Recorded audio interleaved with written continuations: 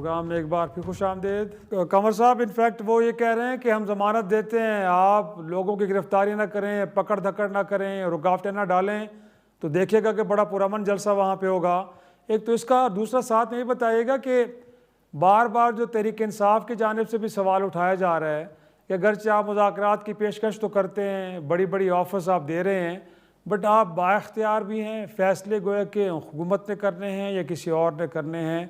ये भी ज़रा थोड़ा सा होता है ना कि बार बार बात की जाती है। और फिर मोर इम्पॉर्टेंटली जो आपकी पार्टी के सदर हैं मियाँ नवाज शरीफ साहब, वो तो सारे अमल के दौरान खामोश हैं, गोया कि इररिलेवेंट नज़र आते हैं।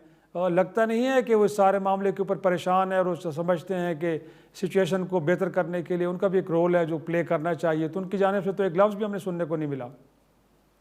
देखें, बात यह है कि मियाँ नवाज शरीफ साहब पार्टी के सुप्रीम लीडर हैं और उनके नुमाइंदे इस वक्त एक वज़ीर आज़म है और उनकी बेटी जो है वो वज़ीर आला है। तो जब सुप्रीम लीडर खुद मामलात हाथ में ले, पार्टी का कोई भी जो है हेड, तो वो फिर ये होता है कि बाकी जो दो हैं वो रिडंडेंट हो जाते हैं। ये एक बुनियादी सी बात है, हमारे वो बिलीव करते हैं इस बात पे। अब जब वज़ीर आज़म लीड ले रहे हैं और मोहतरमा मरियम नवाज साहिबा जो है पंजाब के मामलात सर देख रही हैं, तो एक मेरा ख्याल है उसकी सर ज़रूरत एक नहीं है। एक वो एक मरहले पे तो उस हवाले पार्टी के लोग कहते हैं कि जो 7 मई की जंग थी वो सारी मियाँ नवाज शरीफ साहब ने प्लान की। अब आप कहते हैं कि जब बाकी लोग अच्छा, ड्राइविंग सीट पे आ जाएं तो वो थोड़ा नहीं, सा मैं बैकग्राउंड में मैं चले यही जाते हैं। चले बट सर कम अज़ चले कम वो अपने उसी लोगों को ये तो समझा सकते हैं, जो जो वो जो खैबर पख्तूनख्वा से आने वाले पश्तूनों को जंगली कह रहे हैं, जो एक तासुब की उससे बू आ रही है, सर उस पर तो कोई स्टेटमेंट आनी चाहिए थी ना कि इस तरह की गुफ्तगू तो नहीं होनी चाहिए, बट वहाँ पे भी देखें। खामोशी नज़र आती है बा, हमें। बात यह है कि जंगली तो एक मुहावरा है और वो पंजाब में ज़रबल आम है, वो आम इस्तेमाल होता है। जब भी किसी को मुस्बत कोई अंदाज में इस्तेमाल होता है सर, मुस्बत इस्तेमाल है उसका। बदतमीजी के मानू में, दोस्तों में, तो ये तो अच्छा एक टर्मिनोलॉजी है। पहले भी एक दफ़ा इसी किस्म की टर्मिनोलॉजी वो जो वेस्टर्न लिटरेचर में डॉग्स के मुतल्लक इस्तेमाल होती है, वो भी ज़ेर बहस रह चुकी है, जो कि आम यानी चौकीदार को आप वॉच डॉग कहते हैं, तो इसका ये मतलब तो नहीं होता कि वो एक मुहावरतन बातें होती हैं, उनको उसी तरह रखना चाहिए। कमिंग बैक टू मियाँ नवाज शरीफ साहब, मियाँ नवाज शरीफ साहब ने अगर जंग के भी मामलात किए थे तो वो उन्होंने अपने थ्रू प्राइम मिनिस्टर ही किए होंगे ना, जो भी बात की है। तो हम तो यही हमारा मौक़िफ़ है कि अच्छा वो उनकी जो मर्जी या उनकी जो राय या मुशावरत जो होती है वो प्राइम मिनिस्टर के फैसलों में शामिल होती है। लिहाजा ज़रूरी नहीं कि वो जो है, जो जंग की आपने मिसाल दी उसमें वो कौन सा उन्होंने खुद आके तो वो तकरीरें की थी।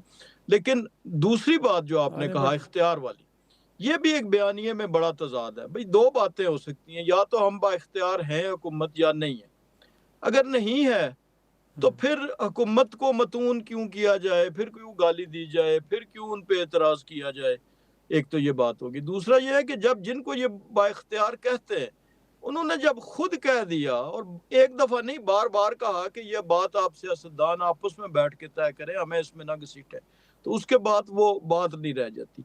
अब तीसरा एक नुक्ता है, वो भी बड़ा दिलचस्प है। यानी जिनको वो बाइख्तियार कहते हैं और जिनकी से मुज़ाकरात के ख्वाहिशमंद भी हैं और माजी में आवाज़ें भी देते रहे, खतूत भी लिखते रहे, उनके बारे में उनकी ज़ुबान देख लें, उनके बारे में उनकी जो इल्ज़ामात हैं देख लें, उनके बारे में उनकी तज़हीक आमेज़ रवैये देख लें। कभी कभी कत्ल की धमकियाँ दी जाती हैं और उन वीडियोज़ को शेयर किया जाता है। कभी वो ट्वीट्स देख लें, उन ट्वीट्स को कि जिनको कभी भी पार्टी ने डिसओन नहीं किया।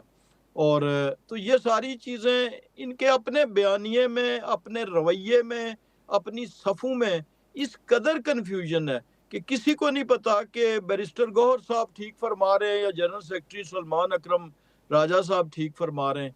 तो बुनियादी तौर पर तो ये है, जब तक ये वो फैसला वहाँ पे नहीं करेंगे, उसके से बाद जो है वो हुकूमत की तरफ आएगा। इस वक्त तमाम तर कन्फ्यूजन, तमाम तर मुज़ाकरात के हवाले से जो दो अमली है, वो सारी जो है वो तहरीक इंसाफ के अंदर है। उधर से आप स्ट्रीट मूवमेंट की बात कर रहे हैं और उधर से जो है वो मुज़ाकरात की बात कर रहे हैं। तो अब दोनों में से एक ही चीज़ चलेगी, शफी दूसरी तो नहीं चलेगी। जब स्ट्रीट मूवमेंट में शफी किसी जान जगह साहब, कानून की खिलाफवर्जी होगी तो फिर ज़ाहिर है कानून फिर कहेंगे जी माहौल ख़राब हो गया। तो अब ये हक माहौल कौन ख़राब कर रहा है?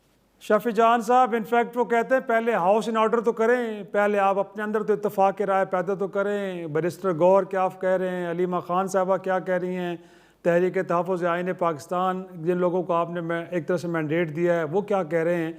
और दूसरा, बहरहाल ये जो सोशल मीडिया के ऊपर शफ़ी जान साहब एक्सट्रीम पोजीशन ली जाती है, जिसका जिक्र कमर साहब ने भी किया है, तो सर कल इन लोगों के साथ बैठना है, आपने गुफ्तगू करनी है, मुमकिन है कल तलखियाँ दूर हो जाएँ, दोस्तियों में ये बदल जाएँ तलखियाँ, तो फिर आपको लगता नहीं कि बंदा नज़रों में नज़रें डाल के बात नहीं कर सकता, थोड़ा सा शर्मिंदा महसूस होते? तो एक्सट्रीम पोजीशन जो ली जा रही है, इससे तो थोड़ा सा पीछे हटा जा सकता है ताकि एक माहौल पैदा हो। तो ये एतराज़ आपको लगता नहीं कि दुरुस्त है? देखिए, नवाज शरीफ ने जब हेलीकॉप्टर से बीबी की तस्वीरें फेंकी और आज ये दोनों एलाई हैं, जब इन ये आंखों में आंखें डाल सकते हैं, तो हमने तो ऐसी कोई हरकत नहीं की। हम भी कल को जब देखिए, सियासत में ना मुस्तकिल आपका कोई दोस्त होता है और ना दुश्मन होता है। ये इंटरेस्ट का हम्म। गेम है और जब हमारा इंटरेस्ट किसी के साथ होगा तो हम भी बैठ जाएंगे जब ये बैठ सकते हैं। नवाज शरीफ की बात आपने की, तो नवाज शरीफ तो अमली तौर पे माइनस हो चुके हैं। शहबाज शरीफ ने ही अमली तौर पे नवाज शरीफ को माइनस किया है। आपने देखा होगा 27वीं तरमीम में वो जब वोट डालने आते हैं और उनको इजाजत नहीं होती कि आपने बात नहीं करनी, वो फ्लोर पे आते हैं, वोट डालते हैं और फर्माबरदार बच्चे की तरह वापस चले जाते हैं। और फिर जब उसके कुछ दिनों बाद वो एक प्रेस टॉक करते हैं, वो भी इमरान खान से शुरू होते हैं और इमरान खान पे खत्म होते हैं। मोहतरम ने बात की, सलमान अकरम राजा साहब का जिक्र किया, गौहर साहब का जिक्र किया, आपने अलीमा आपा का जिक्र किया। ये हमारी बहुत बड़ी कामयाबी है कि हमारे इंटरनल पॉलिटिक्स पे बात हो रही है। नून लीग के पास ना कोई विजन है, ना कोई मुल्क बढ़ाने का आगे का एजेंडा है। नून लीग के पास सिर्फ 9 मई है, 26 नवंबर है, ये सुबह से शुरू हो जाते हैं और रात को पाकिस्तान तहरीक इंसाफ पे पाबंदी लगाने का मुतालबा करके सो जाते हैं और इमरान खान पे गद्दारी का मुकदमा दर्ज करना चाहते हैं। बात बड़ी सिंपल है कि ये इनको हम अपनी पिच पे ले आए हैं और ये हमारी पिच पे खेल रहे हैं और ये सबसे बड़ी हमारी कामयाबी है। जंगली का अल्फाज इन्होंने इस्तेमाल किया। देखिए, जब मेरी एक सहाफी ने सवाल किया, मैंने उसका रिप्लाई किया, उस पे सबने मुजम्मत करना शुरू कर दी, औरत कार्ड निकल आया। तो क्या नून लीग जो अलीमा आपा पे मंगल के रोज जो रात को पानी फेंका जाता है उसकी मुजम्मत करेगी? क्या बुशरा बीबी को जो एक गैर सियासी औरत है, जाली मुकदमात के अंदर है इस वक्त, क्या उस पे ये मुजम्मत करेंगे? क्या नौरीन खानम को रोड पे घसीटने पे ये मुजम्मत करेंगे?